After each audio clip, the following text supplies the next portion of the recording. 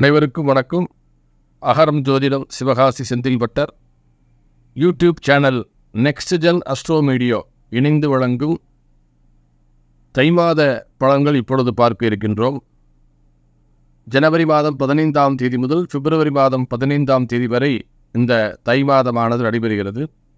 இந்த தை மாதத்தில் என்னென்ன பலன்கள்லாம் எந்தெந்த ராசிகளுக்கு எப்படியெல்லாம் கிடைக்கப் போகிறது என்பதை இந்த காணொளியில் மிக விரிவாக காண இருக்கின்றோம். இப்பொழுது இந்த தை மாதத்தை பற்றிய ஒரு சிறு தொகுப்பு. தை மாதம் என்பது மகர மாதம் என்று அழைப்பார்கள். ஏனென்றால் ராசியிலே மேஷத்திலிருந்து ஆரம்பித்து இந்த மகரமானது 10வது ராசி. அதாவது தை மாதத்திலே சூரிய பகவான் மகர ராசியில் பயணம் செய்வதனாலே தமிழ் மாதங்களில் தை மாதம் என்பதை மகர மாதம் என்று அழைப்பார்கள். மகர சங்கராந்தி என்றும் அழைப்பார்கள். சனியின் வீடான மகர ராசியிலே புது கூட்டணியாக உருவாகி இருக்கிறது. மிக சிறப்பான முறையிலே இந்த மகர மாதமானது ஒரு நல்ல மாதம். அதாவது தை பிறந்தால் வழி பிறக்கும் என்று பழமொழி கேள்விப்பட்டிருப்பீர்கள். அதனால தான் பார்த்தீங்கன்னா எந்த ஒரு காரியங்கள் ஆரம்பித்தாலும் தையிலே ஆரம்பித்தால் அதற்குண்டான சரியான வழி கிடைக்கும், அதுக்குண்டான ஒரு நல்ல ஒரு ஆரம்பம் கிடைக்கும் என்று எந்த ஒரு காரியங்களையும் தை மாதத்திலே ஆரம்பிக்க சொல்வார்கள். ஏனென்று பார்த்தால் தை மாதம் 1ஆம் தேதி முதல் ஆனி மாதம் கடைசி 31ஆம் தேதி வரை பார்த்தீங்கன்னா தேவர்கள் ஒளித்திருக்கக்கூடிய காலம். அதாவது உத்தராயண புண்ணிய காலம் என்று சொல்வார்கள். அதே போன்று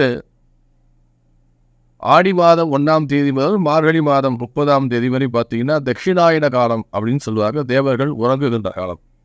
எனவே இந்த தை மாதம் முதல் பார்த்தீங்கன்னா தேவர்கள் முழிக்கின்ற காலமானதால் தேவதா பிரதிஷ்டை கும்பாபிஷேகத்துக்கெல்லாம் மிக உகந்த மாதமாக தை மாதம், பங்குனி மாதம், சித்திரை மாதம், வைகாசி மாதம், ஆனி மாதம், இப்படி தை மாதம் மிக சிறப்பு வாய்ந்த ஒரு மாதம். தமிழர் திருநாளாம் பொங்கல் பண்டிகை தை மாதம் 1ஆம் தேதி, 2ஆம் தேதி, 3ஆம் தேதி 3 நாளும் பார்த்தீங்கன்னா தை பொங்கல், மாட்டுப் பொங்கல், உழவர் பொங்கல் என்று தமிழர்களுக்கு மிக மிக முக்கியமான பண்டிகைகள் வரக்கூடிய மிக உன்னதமான ஒரு மாதம் தை மாதம். ஜனவரி 15ஆம் தேதி முதல் பிப்ரவரி மாதம் 15ஆம் தேதி வரை இந்த தை மாதம் நடக்கிறது. இந்த தை மாதத்திலே என்னென்ன முக்கியமான பண்டிகைகள் நிகழ்ச்சிகள் நடக்க இருக்கிறதை முதலாவதாக காண்போம். ஜனவரி மாதம் 15ஆம் தேதி தை மாதம் 1ஆம் தேதி திங்கட்கிழமை என்று தை திருநாள் பொங்கல் பண்டிகை.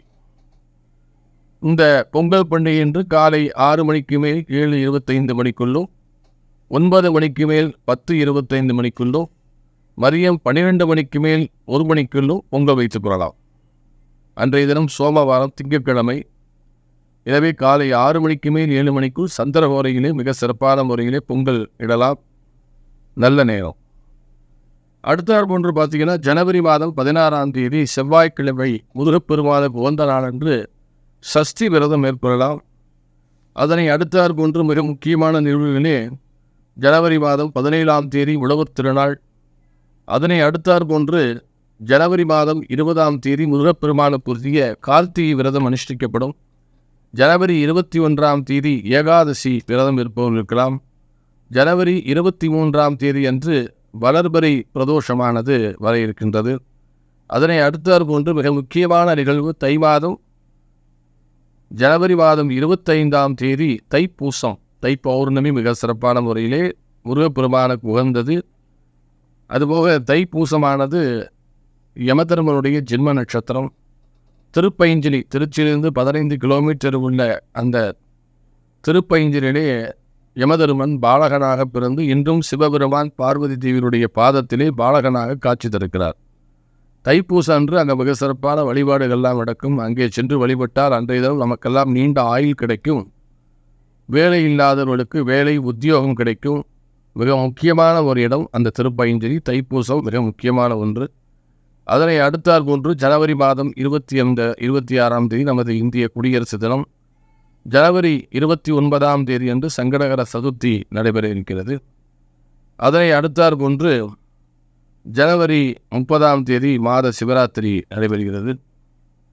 ஜனவரி 30ஆம் தேதி காந்திஜி நினைவு நாள் நடைபெற இருக்கிறது. அதனை அடுத்தாற் போன்று பிப்ரவரி மாதம் 6ஆம் தேதி தேய்பிரை ஏகாதசியும், பிப்ரவரி 7ஆம் தேதி பிரதோஷ வழிபாடு நடைபெற உள்ளது.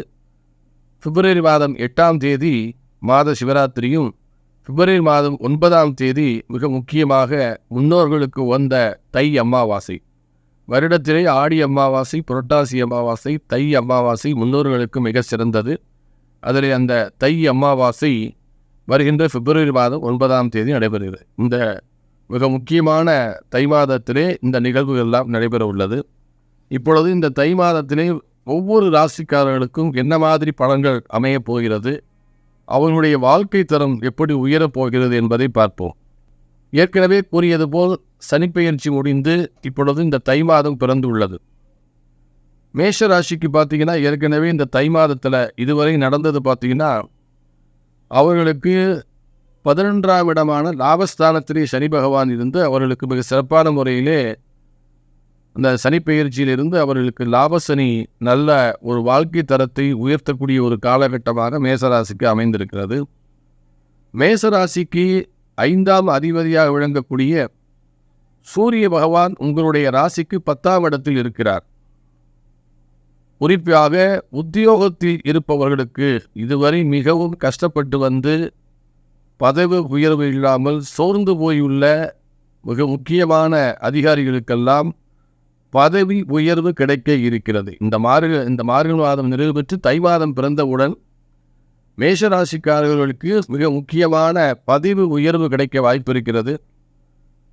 இதுவரை படித்து வேலை கிடைக்காமல் அழிந்து கொண்டிருக்கும் பட்டதாரி இளைஞர்களுக்கெல்லாம் கண்டிப்பான முறை இந்த தை மாதத்தில் அவர்களுக்கு வாழ்க்கையிலே ஒரு மாற்றம் ஏற்பட வாய்ப்பு இருக்கிறது.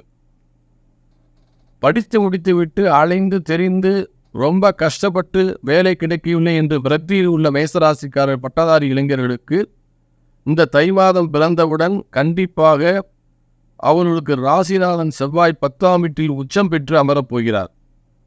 எனவே அவர்களுக்கு கண்டிப்பான முறையிலே வேலை கிடைக்கக்கூடிய வாய்ப்பு இருக்கிறது. விடாமுயற்சி எடுக்கவும். அதனை அடுத்தாற் போன்று சில மேஷராசிக்காரர்கள் வீடு, காலிமனை, நிலம் போன்றவற்றிலே தங்களுடைய முதலீடுகளை இடுவதில் ஆர்வம் காட்ட இருக்கின்றனர். அதுபோக மேஷராசிக்காரர்களுக்கு புத பகவான் உங்களுடைய ராசிக்கு 9ஆம் இடத்தில் இருப்பதால், உங்களுக்கு பாக்கியஸ்தானத்தில் இருப்பதால் கண்டிப்பாக சில மேஷராசிக்காரர்களுக்கு வெளிநாடு செல்ல யோகமானது அமைய இருக்கிறது. வெளிநாடு செல்ல யோகம் கண்டிப்பாக இருக்கிறது. இந்த தை மாதத்திலே 15ஆம் தேதிக்கு மேல் அது உறுதி செய்யப்படும். அதற்கு அடுத்தாற் போன்று இந்த மாத பிற்பகுதியிலே சூரியன் செவ்வாயுடன் 10ஆம் இடத்திற்கு புதன் வருவதால் படித்த படிப்பிற்கு தக்கவாறு வேலை கிடைக்கும். ஏற்கனவே நான் சொன்னது போல மேசராசிக்காரர்கள் பட்டதாரி இளைஞர்களுக்கும் இளைஞர்களுக்கும் பெண்களுக்கும் கண்டிப்பான முறையிலே மேஷராசிக்காரர்களுக்கு இந்த தை மாதத்திலே அவர்கள் எதிர்பார்த்த வேலை அமைய இருக்கிறது. இதுவரை அந்த வேலையிலே நிறைய தடங்கள் இருந்திருக்கும். அந்த தடைகள் எல்லாம் உடைத்தெறிந்து உங்களுக்கு வேலை கிடைக்கக்கூடிய வாய்ப்பு இருக்கிறது. ஷேர் மார்க்கெட் முதலீடுகள் லாபத்தை கொடுக்கும்.